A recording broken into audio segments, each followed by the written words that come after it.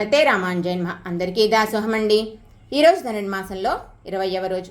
ఈరోజు పాసురంలో 33 కోట్ల దేవతలకే ముందుగా నిలిచి వారి భయాన్ని పోగొట్టే ఓ బలశాలి మేల్కొనుము అంటూ అమృత స్వరూపుడవైన నిన్ను శ్రమ పెట్టి ఆ కూర్మ రూపాన్ని దాల్చావే, అప్పుడు కొండ కింద నలిగిపోయేలా చేసి నిన్ను కాకుండా అమృతాన్ని ఆశించే వారికే కానీ నీ చూపే నీ ముఖమే దారకం పోషకం భోగ్యాన్ని భావించే మాకు ఉపకరించవా అని అడుగుతున్నారు. ఇదిగో మందరిగిరి అక్కడే పరమాత్మ కూర్మ రూపంలో వేంచేసి ఉన్నాడు.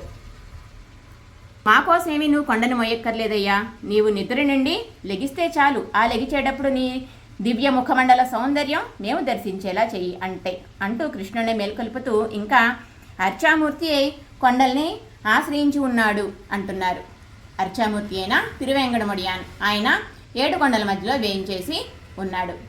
ఇలా అర్చామూర్తిగా కొండల్లో ఉన్నాడు, వ్యూహమూర్తిగా పవళించి ఉన్నాడు. ఆయనే ఇప్పుడు కృష్ణ పరమాత్మగా నీలాతుంగ స్తనిగిరి తటములలో నిద్రిస్తున్నాడు కదా. ఆ సౌందర్యాన్ని ప్రశంసిస్తూ నీలాదేవిని మేల్కొల్పుతూ వేచటకు అలవట్టాన్ని అబ్దాన్ని మాకు వసిగి నీ వల్లభుడైన కృష్ణుడితో మేము కలిసి స్నానమాడేలా చేయమని ప్రార్థిస్తున్నారు ఈరోజు పాసురంలో గోపికలు నీలాదేవిని. మరి మన పాలకొల్లు అష్టభుజ లక్ష్మీనారాయణ స్వామివారి సన్నిధిలోని ఆండాళ్ల మజడ ఇలా అందంగా అలంకరించబడి ఉందండి. శ్రీమతే రామానుజాయ.